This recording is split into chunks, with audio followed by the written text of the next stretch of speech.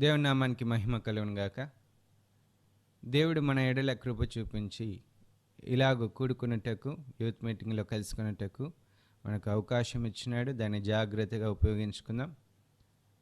కృపగలిగిన దేవుడు మన మీద కృప చూపించి ఇన్ని దినములు కాపాడినాడు. ఈ యొక్క సమయంలో కూడా దేవుని యొక్క మాటల ద్వారా మనల్ని దర్శించి మనల్ని బాగు చేసి ఆయనకి ఇష్టలైన ప్రజలుగా ఉండుటకై మనల్ని ఈ దినాన్న దర్శించబోతుండగా, మనతో మాట్లాడబోతుండగా జాగ్రత్తగా ఆయన మాటలు విని మన యొక్క హృదయములను సరి చేసుకున్నటకు సిద్ధపడదాం. ప్రార్థన చేసుకుందాం. కృపగలిగిన మా దేవ, నీ యొక్క నామానికి స్తోత్రములు. ఈ సాయంకాలంన నీ పాద సన్నిధికి వచ్చినాము. దయతో మీరే మమ్మల్ని దర్శించి నీ యొక్క సన్నిధిని మాతో ఉంచి నడిపించమని వేడుకొని వచ్చినాను. దేవ, అయోగ్యుడను నీ యొక్క సన్నిధిలో నిలబడుటకు యోగ్యత లేనివాని, అలాంటి నన్ను ప్రేమించి నిలబెట్టుకుంటున్నందుకే స్తోత్రములు.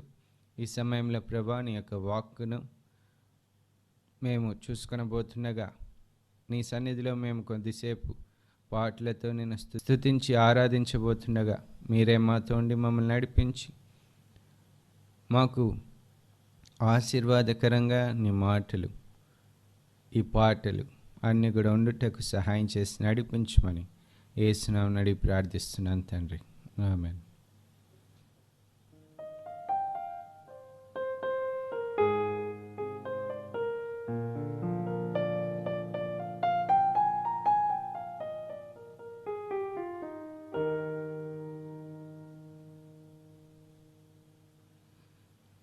నిజమైన ద్రాక్షవల్లి నీవే, నిత్యమైన సంతోషము నీలోనే.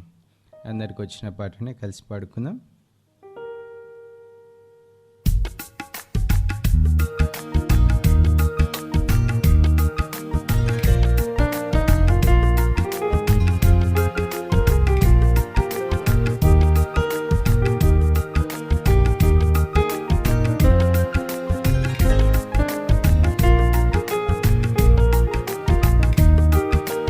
నిజమైన ద్రాక్షవల్లి నీవే, నిత్యమైన సంతోషము నీలోనే. నిజమైన ద్రాక్షవల్లి నీవే, నిత్యమైన సంతోషము నీలోనే. శాశ్వతమైనది, ఎంతో మధురమైనది నా పైన నీకున్న ప్రేమ, ఎనలేని నీ ప్రేమ, ఎనలేని నీ ప్రేమ. శాశ్వతమైనది, ఎంతో మధురమైనది నా పైన నీకున్న ప్రేమ, ఎనలేని నీ ప్రేమ, ఎనలేని నీ ప్రేమ.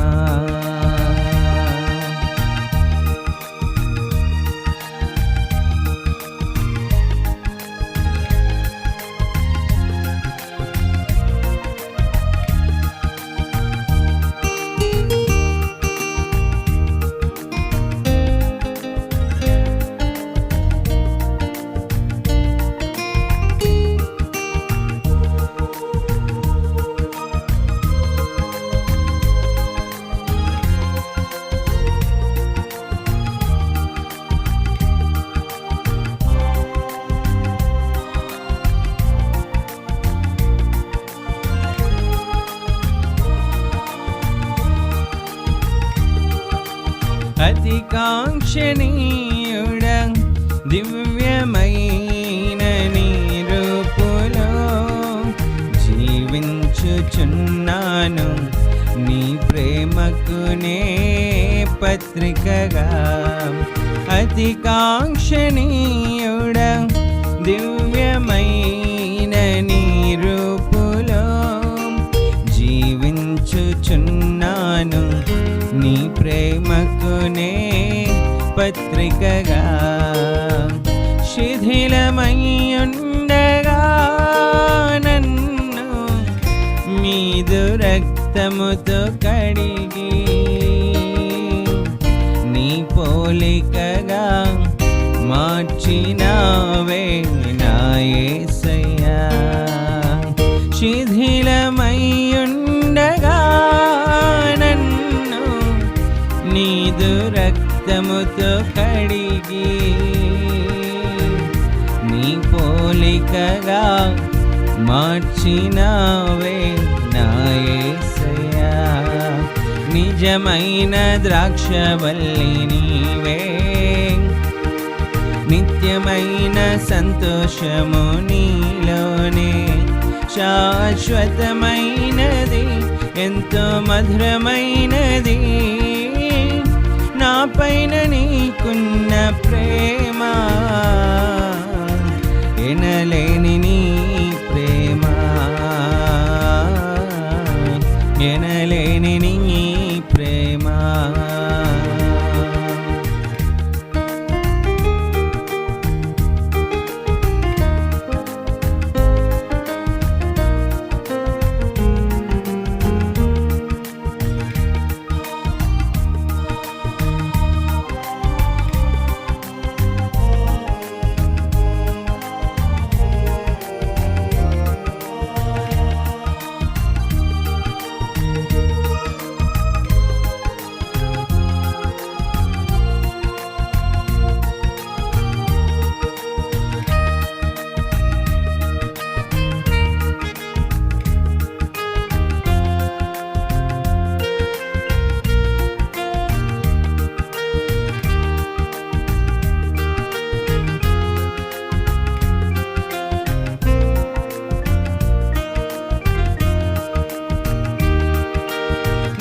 ప్రాణప్రియుడా, శ్రేష్టమైన ఫలములతో అర్పించుచున్నాను సర్వము నీకే అర్పణగా.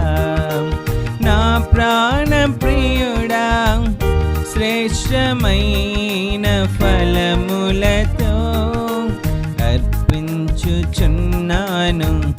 సర్వము నీకే అర్పణగా. వాడిపోనివ్వక నాకు ఆశ్రయమైతివి నీవు, జీవపూటవై బలపరచితివి నా యేసయ్యా. వాడిపోనివ్వక నాకు ఆశ్రయమైతివి నీవు,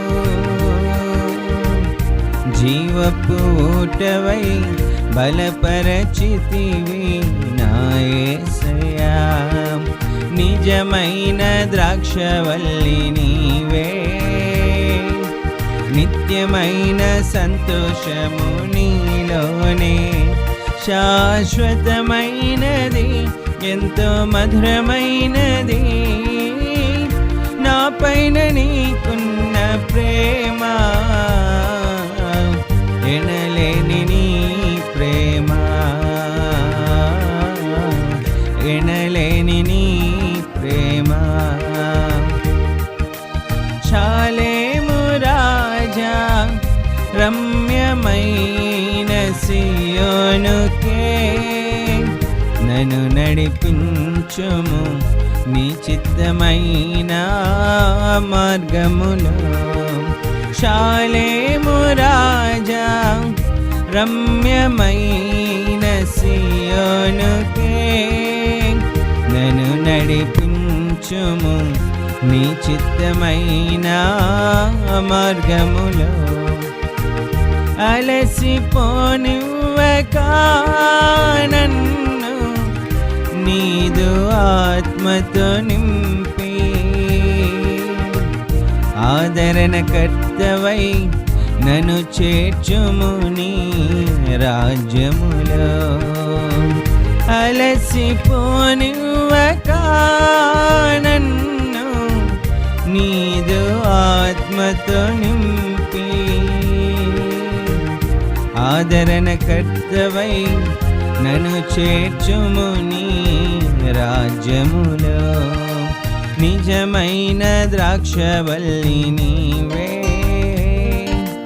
నిత్య నిత్యమైన సంతోషము నీలోనే, శాశ్వతమైనది ఎంత మధురమైనది. నా పైన నీకున్న ప్రేమ, ఎనలేని నీ ప్రేమ, ఎనలేని నీ ప్రేమ, శాశ్వతమైనది ఎంతో మధురమైనది. నా పైన నీకున్న ప్రేమ, ఎనలేని నీ ప్రేమ, ఎనలేని నీ ప్రేమ.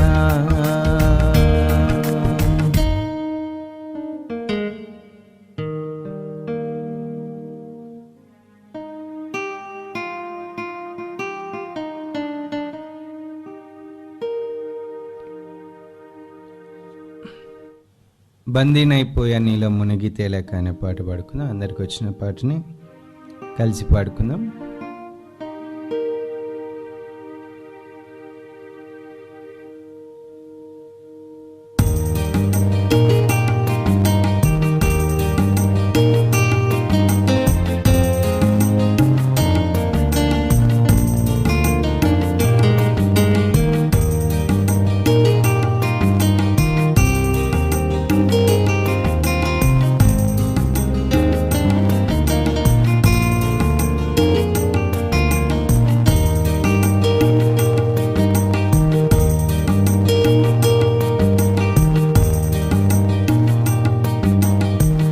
యేసయ్యా నిన్నే సేవింతును, ఆరాధింతును, స్తుతింతును. యేసయ్యా నిన్నే సేవింతును, ఆరాధింతును, స్తుతింతును. బంధీనైపోయా నీలో మునిగి తేలాక, నా వల్ల కాదయ్యా నిన్ను వీడి ఉండుట.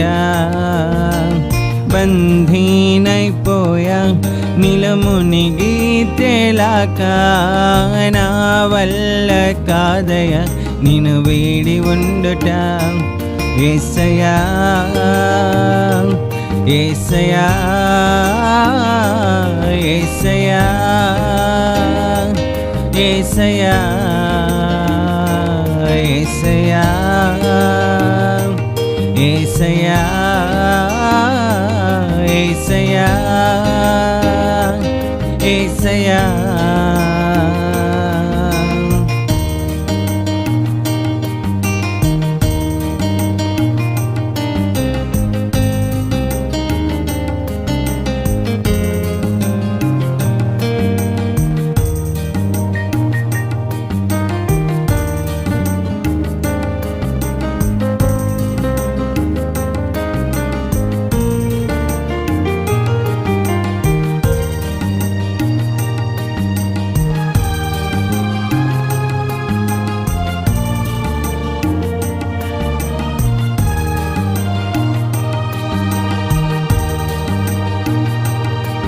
నన్ను వీడని నీ ప్రేమను, ఎడబాయని నీ కరుణను, వెన్నంటి ఉండే కృపలను వర్ణించగలనా. నన్ను వీడని నీ ప్రేమను, ఎడబాయని నీ కరుణను, వెన్నంటి ఉండే కృపలను వర్ణించగలనా. బంధీనైపోయా నీలో మునిగి తేలాక, నా వల్ల కాదయ్యా నిన్ను వీడి ఉండుట. ఓ బంధీనైపోయా నీలో మునిగి తేలాక, నా వల్ల కాదయ్యా నిన్ను వీడి ఉండుట. యేసయ్యా యేసయ్యా యేసయ్యా యేసయ్యా యేసయ్యా యేసయ్యా యేసయ్యా యేసయ్యా.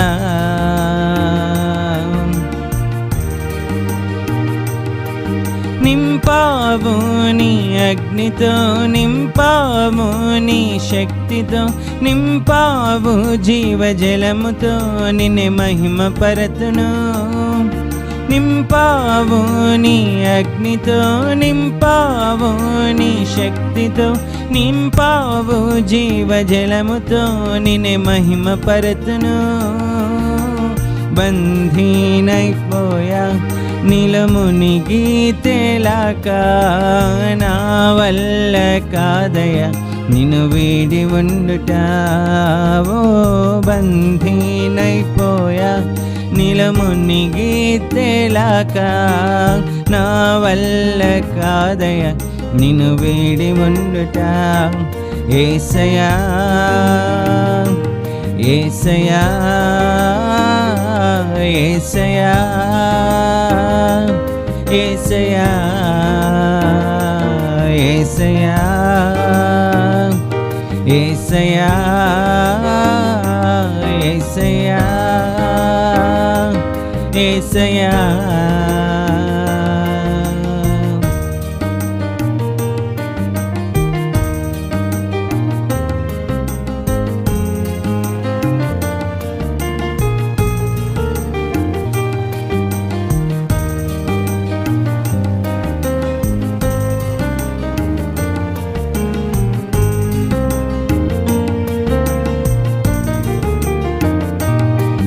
మొదటి చరణం మరొకసారి పాడుకుందాం. నన్ను వీడని నీ ప్రేమను, ఎడబాయని నీ కరుణను, వెన్నంటి ఉండే కృపలను వర్ణించగలనా. నన్ను వీడని నీ ప్రేమను, ఎడబాయని నీ కరుణను, వెన్నంటి ఉండే కృపలను వర్ణించగలనా. బంధీనైపోయా నీలో మునిగి తేలాక, నా వల్ల కాదయ నిన్ను వీడి ఉండుట. ఓ బంధీనైపోయా నీలో మునిగి తేలాక, నా వల్ల కాదయ నిన్ను వీడి ఉండుట. యేసయ్యా యేసయ్యా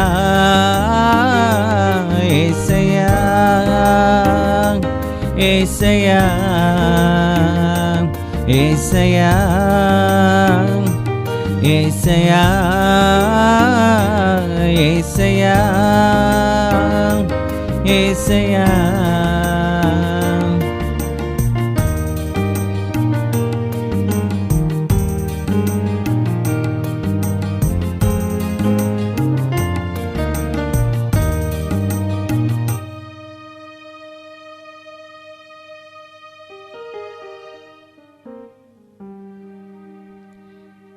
యేసయ్యతో అలాంటి బంధంను ఏర్పరచుకోవాలి.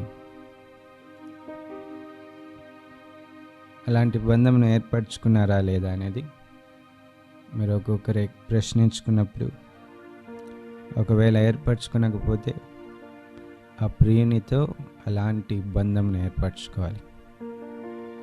అది ఎంతో మధురమైన బంధము. ఇంకొక పాట పాడుకుందాం.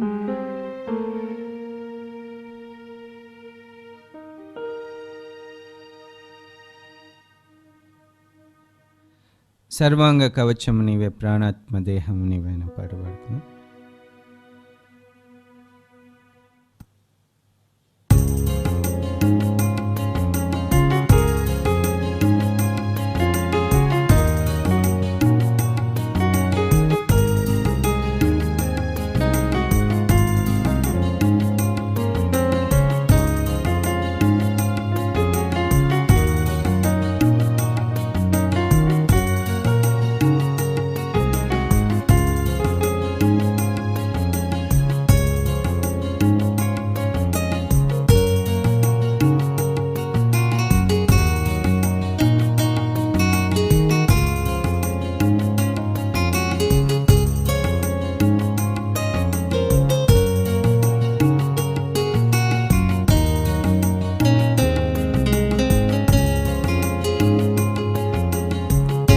సర్వాంగ కవచము నీవే, ప్రాణాత్మదేహము నీవే, నా అంతరంగము నీవే దేవా.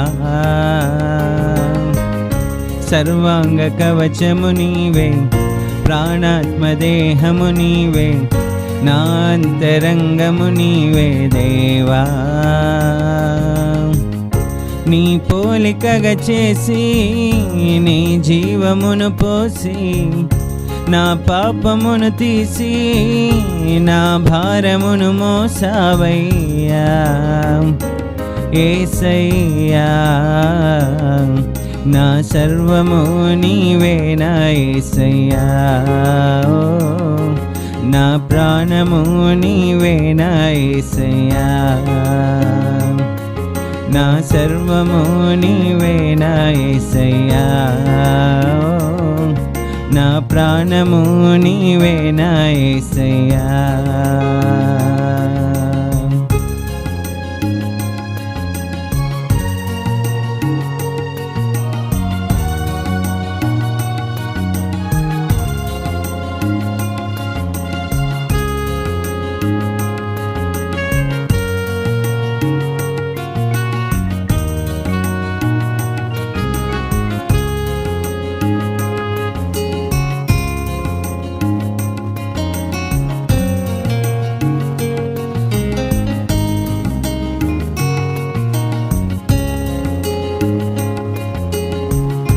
వాక్యమను ఖడ్గము నీవై, రక్షణను శిరస్త్రాణమై, సత్యమను దట్టివి నీవై నా యేసయ్యా. నీతి అను మైమరువునై, విశ్వాసమను డాలునై, సమాధాన సువార్త నీవై నా యేసయ్యా. నా సర్వము నీవే నా యేసయ్యా. నా ప్రాణము నీవే నా యేసయ్యా. నా సర్వము నీవే నా యేసయ్యా. నా ప్రాణము నీవే నా యేసయ్యా. సర్వాంగ కవచము నీవే, ప్రాణాత్మదేహము నీవే, నా అంతరంగము నీవే దేవా. సర్వాంగ కవచము నీవే, ప్రాణాత్మదేహము నీవే, నా అంతరంగము నీవే దేవా. నీ పోలికగా చేసి నీ జీవముని పోసి, నా పాపమును తీసి నా భారమును మోసావయ్యా. యేసయ్యా నా సర్వము నీవే నా యేసయ్యా. నా ప్రాణము నీవే నా యేసయ్యా. నా సర్వము నీవే నా యేసయ్యా.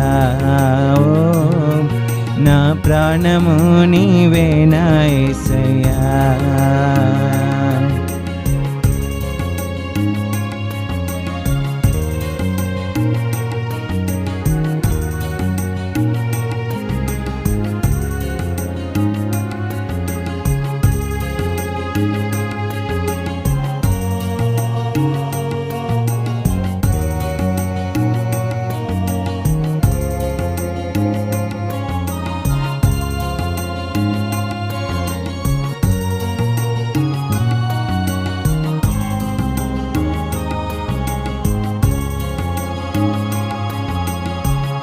దుఃఖమునకు ప్రతిగా ఉల్లాస వస్త్రము నీవై, బూడెదనకు ప్రతిగా పూదండవై.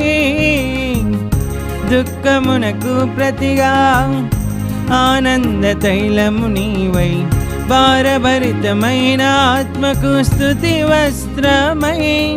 నా సర్వము నీవే నా యేసయ్యా. నా ప్రాణము నీవే నా యేసయ్యా. నా సర్వము నీవే నా యేసయ్యా. నా ప్రాణము నీవే నా యేసయ్యా. కవచము నీవే, ప్రాణాత్మదేహము నీవే, నా అంతరంగము నీవే దేవా. సర్వాంగ కవచము నీవే, ప్రాణాత్మదేహము నీవే, నా అంతరంగము నీవే దేవా. నీ పోలికగా చేసి నీ జీవమును పోసి, నా పాపమును తీసి నా భారమును మోసావయ్యా యేసయ్యా. నా ప్రాణము నీవే నా యేసయ్యా, నా సర్వము నీవే నా యేసయ్యా, నా ప్రాణము నీవే నా యేసయ్యా, నా సర్వము నీవే నా యేసయ్యా.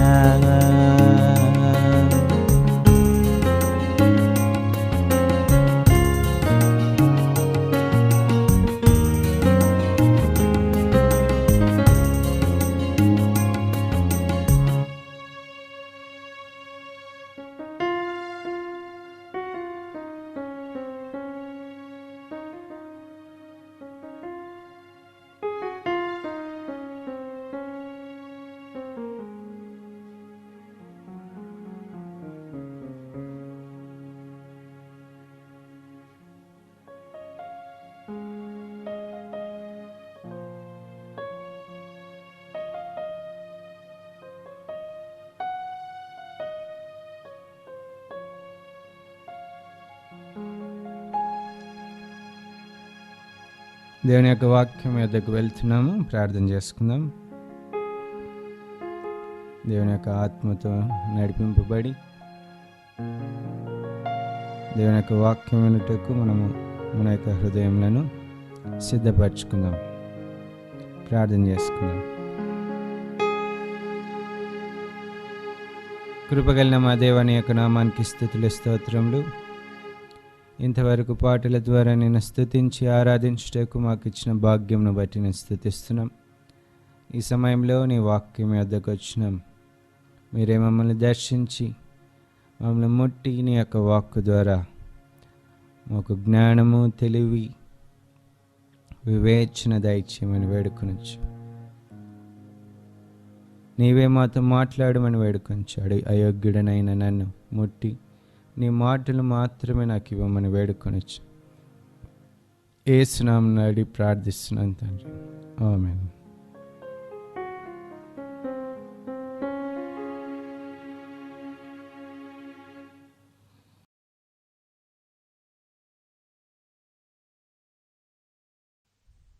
బైబిల్ గ్రంథంలోంచి సామెతల గ్రంథం 3వ అధ్యాయము 21వ వచనం చదువుకుందాం.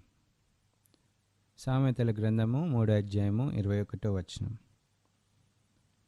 Proverbs 3rd chapter 21st verse. నా కుమారుడా, లెస్స అయిన జ్ఞానమును వివేచనను భద్రము చేసుకునము, వాటిని నీ కన్నుల ఎదుట నుండి తొలగిపోనీయకుము. నా కుమారుడా, మై సన్. దేవుని యొక్క వాక్యము మనల్ని ఏమని పిలుస్తుందంటే నా కుమారుడా అని పిలుస్తుంది. ఈ అధ్యాయంలో నా కుమారుడా అనే మాట 3 సార్లు వస్తుంది.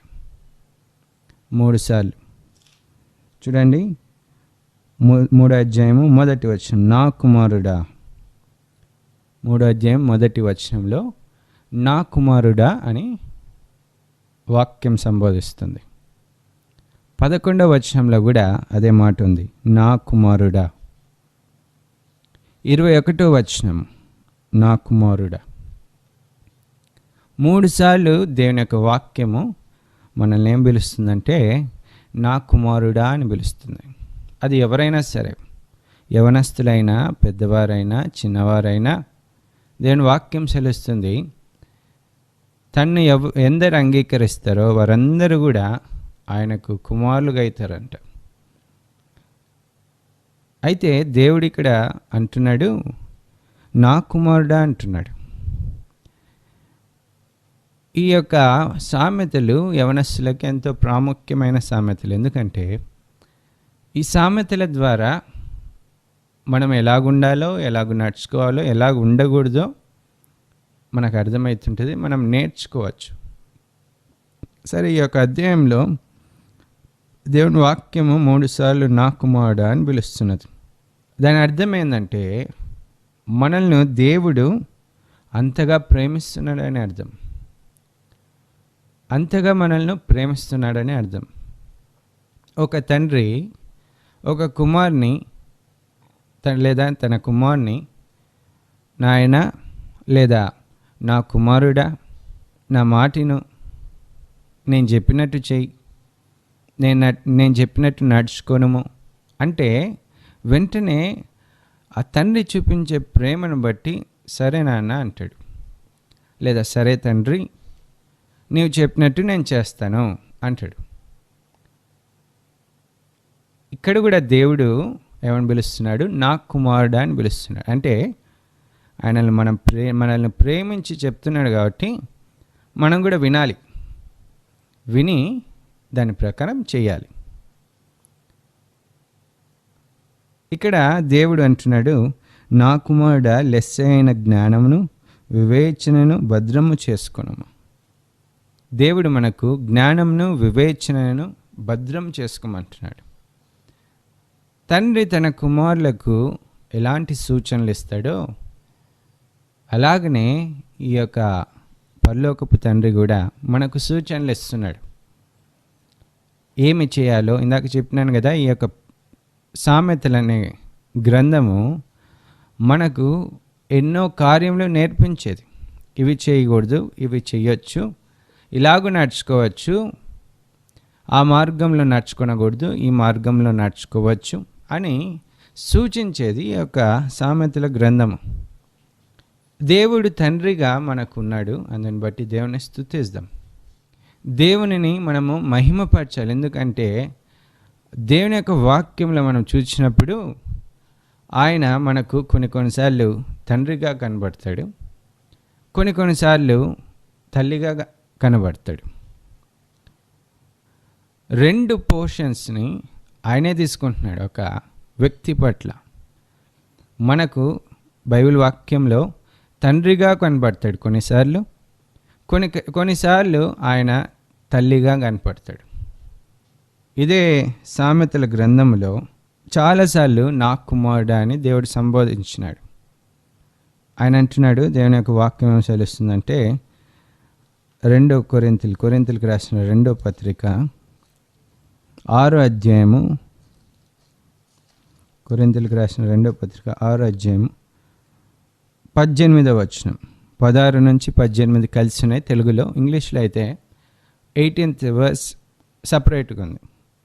ఇక్కడ దేవుడు అంటున్నాడు, 18th వర్స్ చూసుకున్నాం. తెలుగులో ఆఖరి 3 లైన్లు మనం గమనించినట్లయితే, మీకు తండ్రినై యుందును, మీరు నాకు కుమారులను కుమార్తెలునై యుందురు. మీకు నేను తండ్రిగా ఉంటాను, మీరు నాకు కుమారులు కుమార్తెలుగా ఉండుదురు. ఇక్కడ దేవుడు మనకు తండ్రిగా అవపడుతున్నాడు.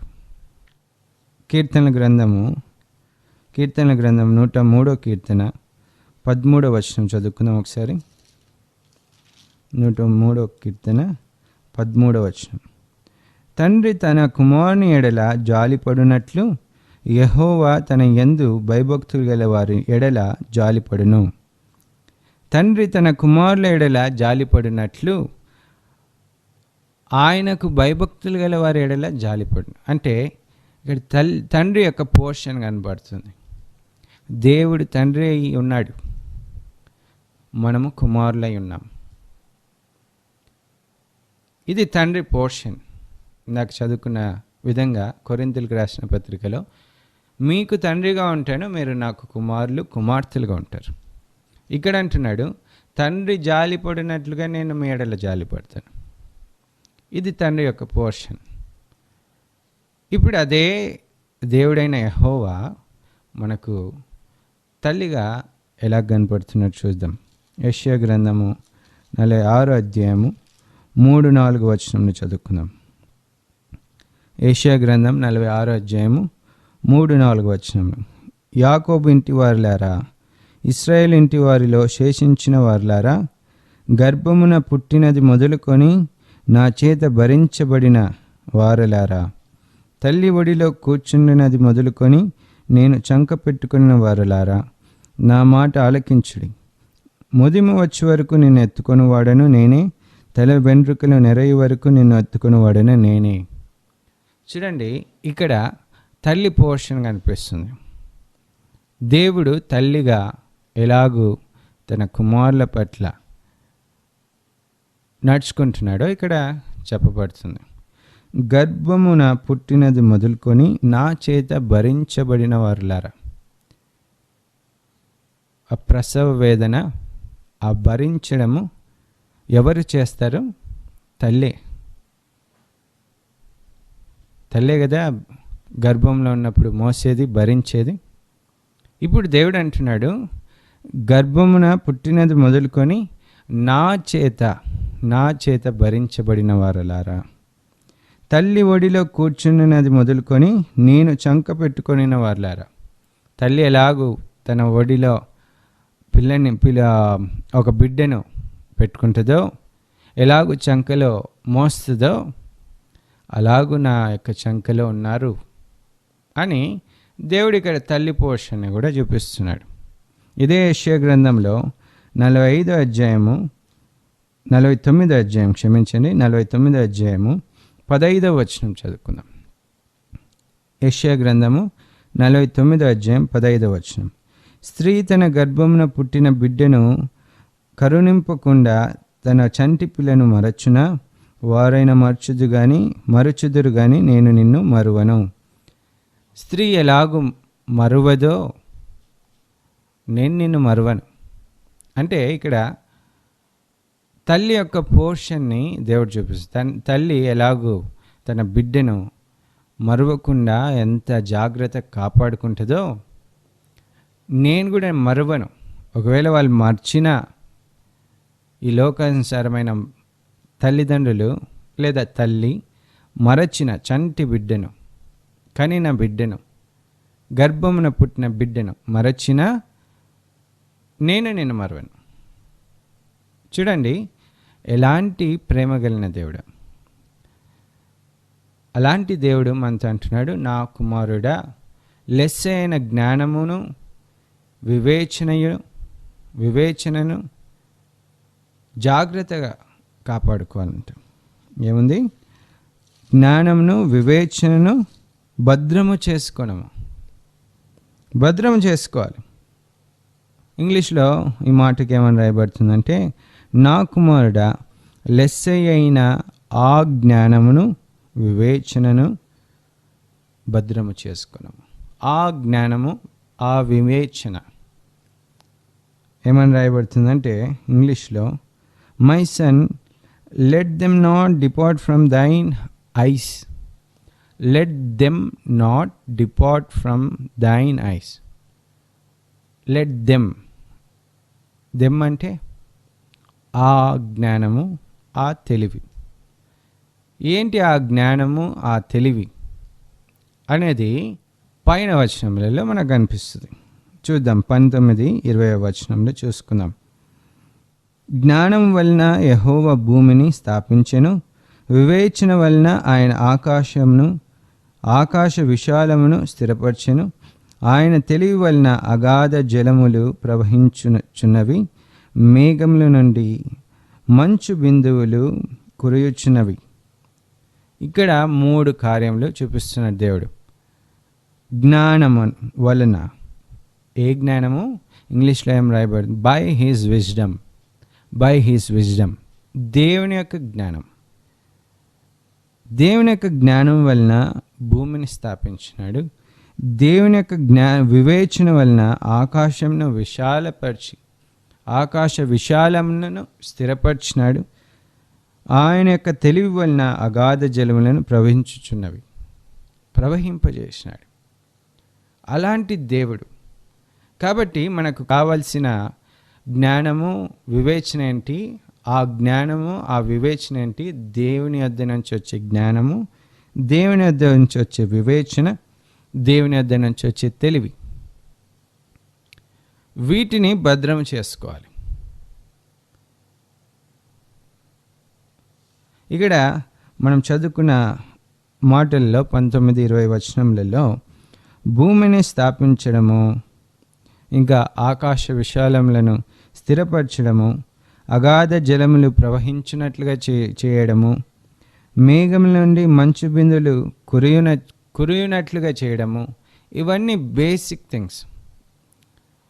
బేసిక్ థింగ్స్ అంటే భూమి యొక్క సృష్టి జరిగేటప్పుడు జరిగిన ముఖ్యమైన మూలమైన కార్యములు. ఈ మూలమైన కార్యములను గురించి చెప్తూ దేవుడు ఇవన్నీ కూడా నా యొక్క జ్ఞానము, నా యొక్క తెలివి, నా యొక్క వివేచన వలన జరిగినవి.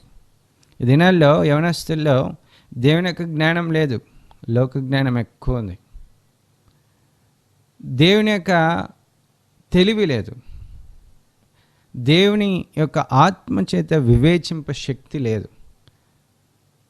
సొంత ఈ లోకానుసరమైన వివేచన, ఈ లోకానుసరమైన జ్ఞానము అది దేనికి పనికిరాదు.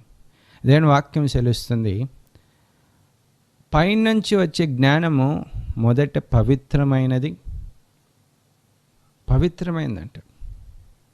పైనుంచి వచ్చే జ్ఞానం పవిత్రమైన అంటే దేవుని యొక్క జ్ఞానం పవిత్రమైనది.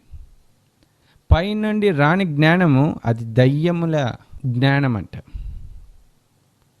పేతురు రాసిన పత్రికలో రాయబడుతుంది, యాకోబు రాసిన పత్రికలో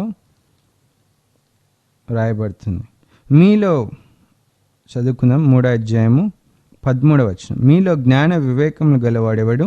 వాడు జ్ఞానంతో కూడిన సాత్వికం గలవాడై తన యోగ్య ప్రవర్తన వలన తన క్రియలను కనపరచవలెను. అయితే మీ హృదయములలో సహించనలవి గాని మత్సరమును వివాదమును ఉంచుకున్న వారైతే అతిశయపడవద్దు, సత్యమునకు విరోధంగా అబద్ధమాడవద్దు. ఈ జ్ఞానము పైనుండి వచ్చినది కాక భూ సంబంధమైనదియు ప్రకృతి సంబంధమైనదియు దయ్యముల జ్ఞానం వంటిదియు ఉన్నది. భూలోక సంబంధమైన జ్ఞానం ఇందాక చెప్పుకున్నాం కదా. చాలామంది యవనస్తులలో దేవుని యొక్క జ్ఞానము, తెలివి, వివేచన లేదు. దేవుని ఆత్మ చేత వివేచింపదగిన శక్తి లేదు, కానీ భూ సంబంధమైన జ్ఞానము, తెలివి. అందువలన భూమి యొక్క సృష్టి మూల పాఠములను మనము గ్రహించలేకున్నాం. ఈ భూమి ఎలాగ జరిగింది, దేవుడు ఎలాగ సృష్టించినాడు, దేవుడు ఎలాగ అన్నిటిని విశాలపరిచినాడు, ఈ దేవుడు లేకపోతే నా జీవితం ఏమవును, ఈ దేవుడు నాకు తండ్రిగా ఉన్నాడు. ఈ జ్ఞానంను నేను కలిగి ఉంటే, దేవుని యొక్క జ్ఞానం కలిగి ఉంటే పవిత్రత వస్తుంది, పరిశుద్ధత వస్తుంది, సమాధానం వస్తుంది. ఈ దినాల్లో యవనస్తుల్లో లేదా ఈ లోకాన్ని వెంబడించే వారిలో పవిత్రత లేదు. ఎందుకు? లోకానుసారమైన జ్ఞానం, భూలోక సంబంధమైన జ్ఞానము దయ్యముల జ్ఞానము. అయితే దేవుడు అంటున్నాడు, నా కుమారుడా, లెస్సైన జ్ఞానమును వివేచనను భద్రము చేసుకునము. దేవుడు చెప్తున్నాడు, మనం వినాలి. ఎందుకు? ఆయన తండ్రి కనుక ఆయన చెప్తున్నాడు, వినాలి. ఈ యొక్క దేవుని యొక్క సంబంధమైన జ్ఞానం లేకుండా,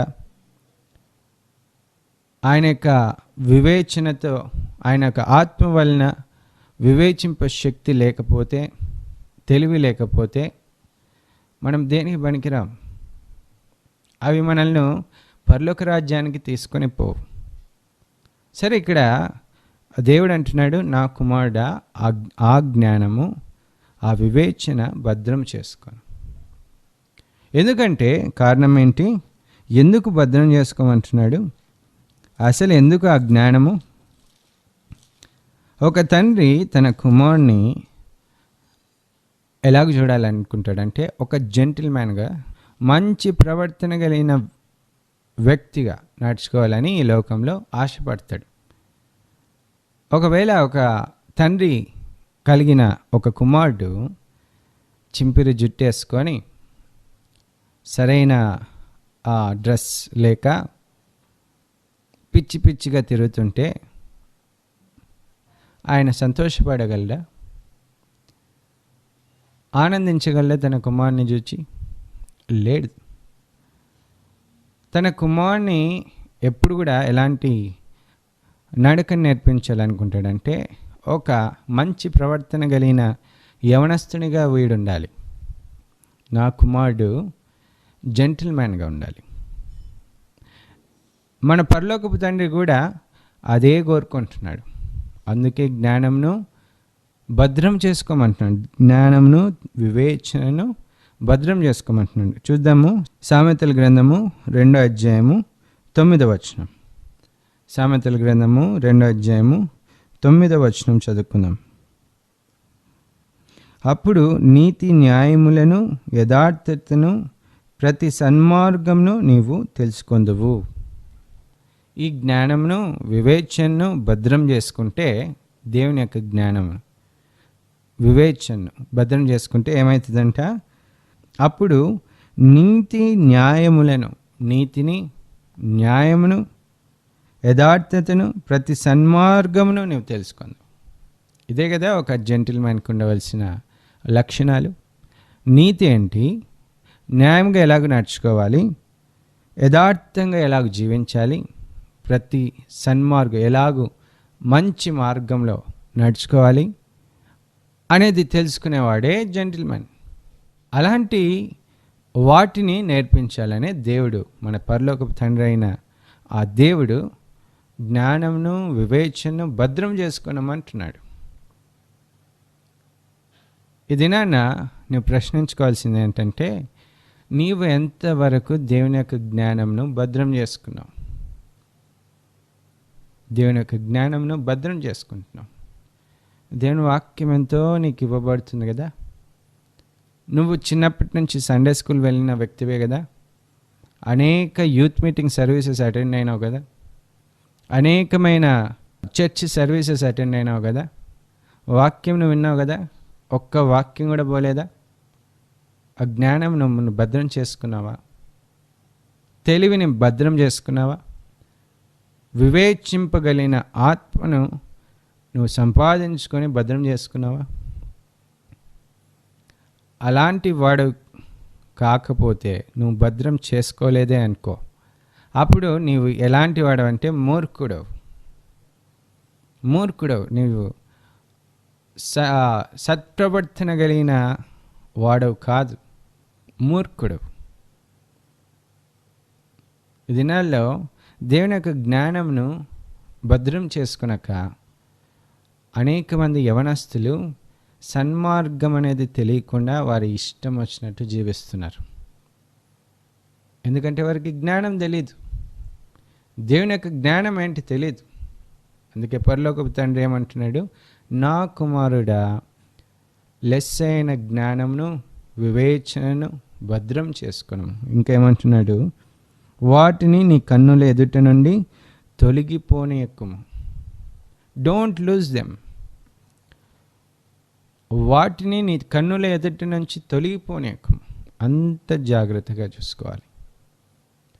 దేవుని యొక్క వాక్యంను అలాగూ జాగ్రత్తగా మనం భద్రపరచుకోవాలి. దేవుని యొక్క జ్ఞానమును అలాగూ భద్రపరచుకోవాలి. జ్ఞానము, తెలివి, వివేచన, విజ్డమ్, నాలెడ్జ్ అండ్ అండర్స్టాండింగ్, ఈ మూడు ప్రతి వ్యక్తికి ఉండాలి, ప్రతి యవనస్తునికి ఉండాలి. సరే, ఈ మూడు ఎందుకు ఉండాలి? వీటి వలన ఏమి లాభము అని దేవుని వాక్యం చెప్తుందో చూద్దాం. యోబు గ్రంథము 28వ అధ్యాయము 28వ వచనం చదువుకుందాం. యోబు గ్రంథము 28వ అధ్యాయము 28వ వచనం చదువుకుందాం. మరియు యెహోవా యందలి భయభక్తులే జ్ఞానమనియు. ఏమని చెప్తున్నది వాక్యము? యెహోవా యందు భయభక్తులు కలిగి ఉండుటయే భయభక్తులే జ్ఞానం. జ్ఞానం కలిగిన వాడు దేవుని యందు భయభక్తులు కలిగి ఉంటాడు. ఈ జ్ఞానం ఏం నేర్పిస్తుంది? దేవుని యొక్క జ్ఞానము ఏం నేర్పిస్తుంది అంటే, పైనుంచి వచ్చే జ్ఞానము ఏమంట? పవిత్రమైనది. ఇందాక మనం యాకోబు రాసిన పత్రికలో చూసుకున్నాం.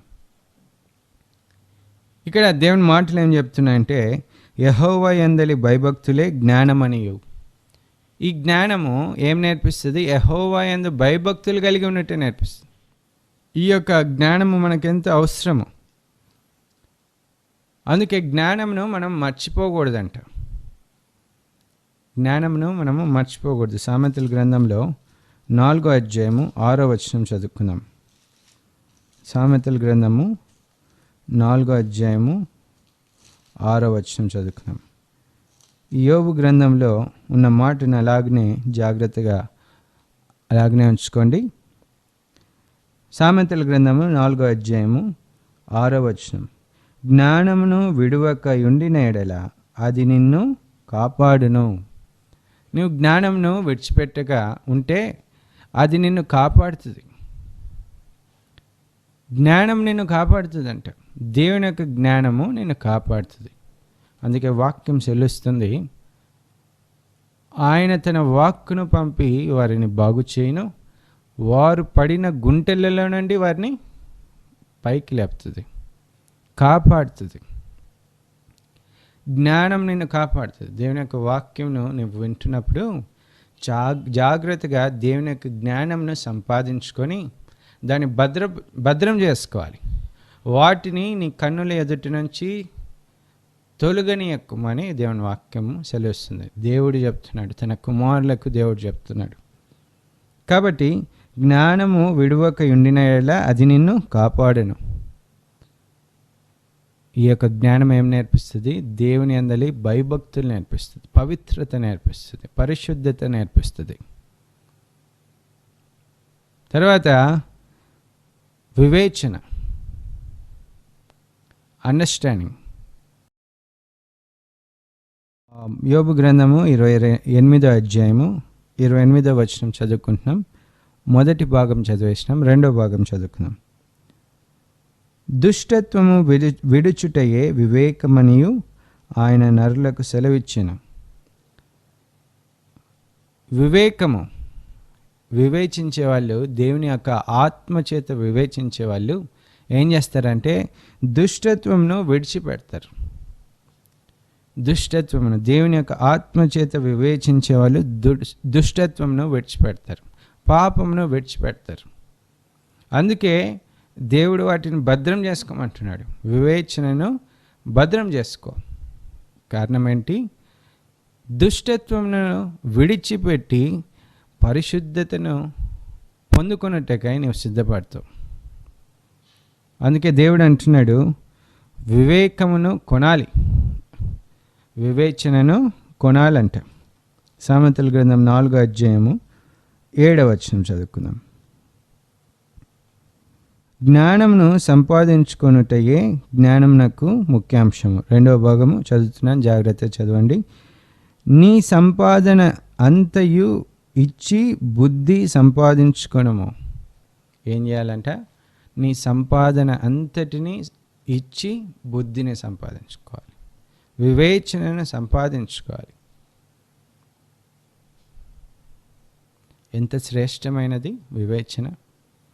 ఆ వివేచన లేకపోతే మనం ఎట్లా పోతున్నామో, ఏ బురదలు పడుతున్నామో, ఎలాంటి రొచ్చులు పడుతున్నామో, ఎలాంటి పాపంలో పడుతున్నామో అర్థం కాదు.